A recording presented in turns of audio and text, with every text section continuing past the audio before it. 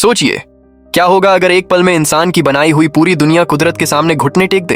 यह कहानी शुरू होती है अंटार्कटिका की उस बर्फीली और वीरान दुनिया से, जहां जैक हॉल अपनी जान जोखिम में डालकर जमीन के गहरे राज ढूंढ रहा है। जैक जैसे ही ड्रिल मशीन को बर्फ के अंदर डालता है, अचानक जमीन के नीचे से एक डरावनी गूंज सुनाई देती है और देखते ही देखते हजारों साल पुराना विशाल ग्लेशियर किसी कांच की तरह चटक कर टूटने लगता है। जैक और उसकी टीम अपनी जान बचाने के लिए भाग रहे हैं, लेकिन वो सिर्फ एक बर्फ की चट्टान नहीं टूट रही थी, वो इंसानी सभ्यता के अंत की पहली सीढ़ी थी जिसे हमने सालों से नजरअंदाज किया था। इसके बाद हम चलते हैं दिल्ली की उस बड़ी कॉन्फ्रेंस में, जहां जैक दुनिया के बड़े बड़े नेताओं को चेतावनी दे रहा है। जैक चीख चीख कर कह रहा है कि ग्लोबल वार्मिंग ने कुदरत का संतुलन बिगाड़ दिया है और अब एक नया आइस एज आने वाला है, लेकिन उन सूट बूट वाले नेताओं के चेहरों पर सिर्फ एक ठंडी मुस्कान है। उन्हें लगता है कि जैक सिर्फ पागलपन की बातें कर रहा है। जैक की आंखों में वो लाचारी और गुस्सा है, क्योंकि वो देख सकता है जो बाकी दुनिया नहीं देख पा रही, कि तबाही हमारे दरवाजे पर खड़ी है। और फिर तबाही का वो मंजर शुरू होता है। टोक्यो की सड़कों पर जब आसमान से बारिश की जगह पत्थर जैसे ओले गिरने लगते हैं तो भगदड़ मच जाती है। लोग अपनी जान बचाने के लिए इधर उधर भाग रहे हैं, पर कहां जाएं? और फिर लॉस एंजल्स का वो भयानक दृश्य, जहां आसमान से एक साथ कई बवंडर टॉर्नेडोज जमीन पर उतर आते हैं। उन बवंडरों ने पलक झपकते ही बड़ी बड़ी इमारतों को मिट्टी में मिला दिया। लोग सड़क पर चिल्ला रहे हैं, रो रहे हैं और बेबस होकर अपनी मौत को करीब से देख रहे हैं। उस वक्त जैक का दिल बुरी तरह धड़क रहा है, क्योंकि उसका बेटा सैम न्यूयॉर्क में अकेला फंसा है और जैक जानता है कि यह मौत का तूफान अब उसी शहर की ओर बढ़ रहा है। कुदरत अपना बदला ले रही है और इंसान के पास अब भागने का कोई रास्ता नहीं बचा है। तूफान अब और भी विकराल हो चुका था। जैक का बेटा सैम न्यूयॉर्क में अपने दोस्तों के साथ फंसा है और शहर का माहौल पूरी तरह बदल चुका है। सड़कें अब सड़कें नहीं रहीं, बल्कि मौत के गहरे नाले बन चुकी हैं। आसमान से मूसलाधार बारिश गिर रही है, इतनी तेज कि जैसे आसमान से समंदर का एक हिस्सा जमीन पर टूट पड़ा हो। न्यूयॉर्क के लोग अपनी जान बचाने के लिए ऊंची इमारतों की तरफ भाग रहे हैं, लेकिन पानी की रफ्तार इंसान की सोच से कहीं ज्यादा तेज है। सैम और उसके दोस्तों को अचानक सड़क पर एक अजीब हलचल महसूस होती है। दूर से एक विशाल लहर, सुनामी, किसी दानव की तरह शहर की ओर बढ़ रही है। उस लहर की ऊंचाई इतनी थी कि न्यूयॉर्क की बड़ी बड़ी इमारतें उसके सामने खिलौनों जैसी नजर आ रही थीं। लोग चीखते हुए भाग रहे थे। कारों में फंसी भीड़ के बीच कोहराम मचा था और देखते ही देखते समंदर का वह काला पानी शहर की गलियों में घुस गया। वह मंजर दिल दहला देने वाला था। टैक्सी, गाड़ियां और लोग सब पानी के उस सैलाब में तिनकों की तरह बह गए। सैम किसी तरह दौड़कर न्यूयॉर्क पब्लिक लाइब्रेरी के अंदर पहुंचता है। वह दरवाजे बंद करता है, लेकिन पानी का दबाव इतना ज्यादा है कि लाइब्रेरी की पहली मंजिल पूरी तरह डूब चुकी है। चारों तरफ सिर्फ पानी की दहाड़ सुनाई दे रही है और उन लोगों की चीखें जो बाहर फंस गए थे। सैम और उसके साथ के चंद लोग अब उस लाइब्रेरी की ऊपरी मंजिलों पर कैद हैं। अंदर अंधेरा है, चारों तरफ खामोशी है और बाहर सिर्फ बर्बादी का पानी। उस वक्त सैम को एहसास हुआ कि वह अब अपनी जान बचाने के लिए पूरी तरह अकेला है। शहर का संपर्क दुनिया से कट चुका था और बाहर जो पानी था वह धीरे धीरे जमने की तैयारी कर रहा था। कुदरत का असली कहर तो अब शुरू होना बाकी था, जहां पानी के बाद मौत की जमी हुई परत जमने वाली थी। न्यूयॉर्क शहर अब पूरी तरह से समंदर का हिस्सा बन चुका था। बाहर का तापमान इतनी तेजी से गिर रहा था कि पानी बर्फ में बदलने लगा था। लाइब्रेरी के अंदर सैम और उसके दोस्त पूरी तरह से फंस चुके थे। वहां की खिड़कियां जम रही थीं और अंदर का तापमान इंसान के जीने लायक नहीं बचा था। सैम के दोस्तों की आंखों में मौत का साफ डर दिख रहा था। उन्हें समझ आ गया था कि अगर उन्होंने जल्द ही गर्मी का इंतजाम नहीं किया तो वे अगले कुछ घंटों में जमकर पत्थर हो जाएंगे। तभी सैम एक फैसला लेता है, ऐसा फैसला जो किसी भी किताब प्रेमी के लिए रूह कांपने वाला होता है। वो लाइब्रेरी की अलमारियों की तरफ देखता है। ज्ञान का भंडार जो सदियों से संजो कर रखा गया था, आज सैम की जिंदगी बचाने का आखिरी जरिया बन गया था। उसने एक एक करके किताबों को फाड़ना शुरू किया और उन्हें आग में झोंक दिया। वह सीन बहुत दर्दनाक था। हजारों सालों का ज्ञान, इतिहास और कहानियां, सब कुछ बस उस छोटी सी आग को जिंदा रखने के लिए जलकर राख हो रही थीं। सैम की आंखों में आंसू थे, पर उसके चेहरे पर एक जिद थी, जीने की जिद। वह आग की लपटों के सामने अपने दोस्तों को गर्म रखने की कोशिश कर रहा था। उस आग की हल्की रोशनी में वो लोग एक दूसरे को देख रहे थे। शायद उन्हें लग रहा था कि यह उनकी आखिरी रात है। सैम ने अपने पापा जैक को आखिरी बार कॉल किया था। जैक की आवाज फोन में गूंज रही थी, बेटा बाहर मत निकलना, बस आग जलाए रखना। सैम उस आग की गर्मी के सहारे अपने दोस्तों के साथ उसी लाइब्रेरी की अंधेरी रातों में सिमट कर बैठ गया। बाहर मौत का सन्नाटा था और अंदर उस जलती हुई किताब की धुएं भरी रोशनी में इंसानियत की बची हुई आखिरी उम्मीद। दुनिया भर में मची अफरा तफरी के बीच वॉशिंगटन D.C. में जैक हॉल को एक आखिरी खबर मिलती है। उसका बेटा सैम न्यूयॉर्क की उस लाइब्रेरी में जिंदा है। सरकार ने पूरे अमेरिका को खाली करने का आदेश दे दिया है। लोग दक्षिण की ओर सुरक्षित स्थानों पर भाग रहे हैं। लेकिन जैक के लिए दुनिया के बाकी नियम खत्म हो चुके हैं। उसके दिमाग में सिर्फ एक ही तस्वीर है, अपने बेटे की।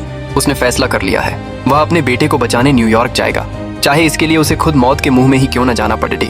जैक अपने 2 भरोसेमंद साथियों के साथ बर्फीले तूफान के बीच अपनी जान हथेली पर रखकर सफर शुरू करता है। उनका रास्ता किसी नर्क से कम नहीं है। चारों तरफ सफेद बर्फ की चादर बिछी है और हवा की रफ्तार इतनी तेज है कि वह इंसान के शरीर को चीरने की ताकत रखती है। जैक को पता है कि वह जिस रास्ते पर है वहां से वापस आने की उम्मीद न के बराबर है। जैसे जैसे वो आगे बढ़ाते हैं, उन्हें ऐसी भयानक चीजें देखने को मिलती हैं जो रोंगटे खड़े कर देने वाली हैं। कहीं जमी हुई गाड़ियां हैं तो कहीं घरों की खिड़कियों से अंदर झांकती हुई बर्फ। सफर के दौरान जैक का सामना ऐसी परिस्थितियों से होता है जहां उसे अपनी ही जान और अपने मिशन के बीच चुनाव करना पड़ी डीडीएचता है। एक जगह बर्फ पर चलते हुए जैक और उसके साथी एक कांच की छत ग्लास रूफ पर गिर जाते हैं। वह मंजर दिल की धड़कन रोक देने वाला है। नीचे अथाह गहराई है और ऊपर से बर्फ गिर रही है।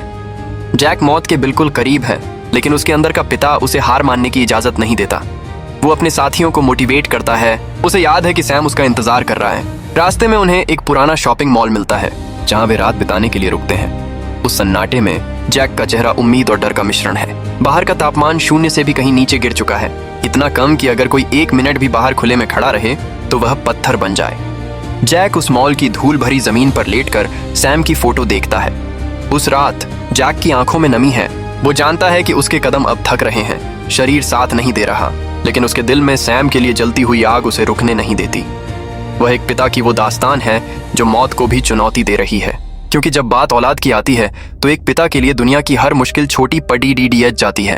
अब लाइब्रेरी के अंदर की स्थिति इतनी बिगड़ चुकी थी कि वहां का तापमान किसी फ्रीजर से भी बदतर हो चुका था। सैम और उसके दोस्तों ने खिड़कियों को अलमारियों और गद्दों से ढक दिया था, लेकिन बाहर की बर्फीली हवाओं के सामने वो दीवारें बहुत कमजोर थीं। कमरे के अंदर सैम और लॉरा के बीच एक बहुत ही इमोशनल बातचीत होती है। लॉरा का स्वास्थ्य लगातार गिर रहा है, उसे संक्रमण हो रहा है और उसके पास दवाइयां भी नहीं हैं। सैम को ऐसा लगने लगा था कि शायद वह उसे बचा नहीं पाएगा। उस खामोश लाइब्रेरी में जहां किताबों की खुशबू हुआ करती थी, वहां अब सिर्फ ठंडी हवाओं के सन्नाटे और धीमी धीमी सांसों की आवाजें गूंज रही थीं। उधर बर्फीली वादियों के बीच जैक और उसके साथी अपनी आखिरी सांसें गिन रहे हैं। जैक के शरीर का तापमान इतना गिर चुका था कि उसके लिए एक कदम चलना भी पहाड़ चढ़ने जैसा हो गया था। उनके पास खाने को कुछ नहीं था और बर्फीला बवंडर अब भी उनके पीछे लगा हुआ था। एक वक्त ऐसा आता है जब जैक के साथी उससे कहते हैं कि जैकी, अब और नहीं, हम यहीं दम तोड़ देंगे। पर जैक हार मानने वालों में से नहीं था। उसने अपनी जैकेट के अंदर छुपाई हुई सैम की फोटो को चूमा और कहा, मैं अपने बेटे से वादा कर चुका हूँ, मैं उसे बचाने जरूर आऊंगा। तभी अचानक प्रकृति का एक और क्रूर खेल शुरू होता है। लाइब्रेरी की छत पर बर्फ का दबाव इतना बढ़ जाता है कि वह चरमराने लगती है। अंदर बैठे लोग दहशत में हैं, ऊपर से बर्फ गिरने की आवाजें आ रही हैं। सैम ने सबको सांत्वना दी कि कोई ना कोई रास्ता निकलेगा। यह सिर्फ एक सर्वाइवल की कहानी नहीं थी, ये एक पिता के जुनून और बेटे की हिम्मत के बीच का वो अदृश्य धागा था जो मौत के तूफान के बीच भी टूटने नहीं दे रहा था। लाइब्रेरी के उस अंधेरे कोने में जहां रोशनी की आखिरी उम्मीद भी बुझने वाली थी, सैम ने खुद को और अपने दोस्तों को यकीन दिलाया कि उनके पिता उन्हें लेने जरूर आ रहे हैं। मौत दरवाजे पर खड़ी थी, लेकिन हिम्मत का एक छोटा सा टुकड़ा अभी भी बाकी था। वो घड़ी आ गई थी जिसका सबको इंतजार था। तूफान अपनी चरम सीमा पर था। न्यूयॉर्क शहर जो कभी रोशनी से जगमगाता था, अब पूरी तरह से बर्फ के एक विशाल पहाड़ के नीचे दफन हो चुका था। लाइब्रेरी की ऊपरी मंजिल पर सैम और उसके दोस्त मौत को अपनी आंखों के सामने देख रहे थे। बाहर का तापमान इतना भयानक हो चुका था कि अगर कोई 1 सेकंड के लिए भी बाहर कदम रखता तो वह इंसान नहीं बल्कि बर्फ की मूर्ति बन जाता। सैम ने लॉरा का हाथ कसकर थाम रखा था। दोनों जानते थे कि अब समय बहुत कम है। लाइब्रेरी के अंदर की आग बुझने ही वाली थी और उन लोगों के पास अब जलने के लिए कोई किताब नहीं बची थी। ठीक उसी वक्त एक चमत्कार होता है। तूफान की गति अचानक धीमी पड़ने लगती है। यह तूफान की आंख, आई ऑफ द स्टॉर्म थी, वो केंद्र बिंदु जहां हवा शांत हो जाती है। इसी पल का जैक को इंतजार था। हफ्तों की कठिन तपस्या, बर्फीले रास्तों पर मौत से जंग लड़ते हुए जैक और उसके साथी आखिर उस लाइब्रेरी तक पहुंच ही गए। जब लाइब्रेरी के दरवाजे खुलते हैं तो सैम की आंखों में खुशी के आंसू आ जाते हैं। एक पिता ने अपने बेटे को ढूंढ लिया था। वो मिलन इतना भावुक था कि वहां मौजूद हर शख्स की आंखें नम हो गईं। जैक ने सैम को गले लगाया, एक ऐसी झप्पी जिसमें हफ्तों का डर, चिंता और एक पिता का प्यार समाया था। लेकिन जंग अभी पूरी तरह खत्म नहीं हुई थी। उन्हें पता था कि तूफान फिर से अपना कहर बरपाएगा। जैक ने सबको सुरक्षित स्थान पर ले जाने की पूरी तैयारी कर ली थी। वे लोग अब उस बर्फीली तबाही से दूर निकलने के लिए निकल पड़े। जब वो ऊपर से नीचे देखते हैं तो नजारा दिल दहला देने वाला होता है। पूरा शहर, पूरी दुनिया अब बर्फ की एक अंतहीन चादर में लिपटी हुई थी। वो तबाही एक कड़ा सबक थी जो कुदरत ने इंसान को दी थी। जैक, सैम और बाकी लोग अंततः रेस्क्यू टीम द्वारा बचा लिए जाते हैं। जब वे आसमान में उड़ते हेलीकॉप्टर की खिड़की से नीचे देखते हैं तो उन्हें एहसास होता है कि आज इंसान की जीत नहीं हुई है, बल्कि आज कुदरत ने इंसान को एक और मौका दिया है ताकि वह अपनी गलतियों को सुधारे और आने वाले कल के लिए सतर्क रहे। आज इस पूरी कहानी ने हमें सिखाया कि जब सब कुछ खो जाता है तो सिर्फ उम्मीद ही है जो हमें जिंदा रखती है। चाहे हालात कितने भी ठंडे क्यों ना हो, एक पिता का प्यार और इंसान का साहस सबसे बड़े तूफानों को भी हरा सकता है।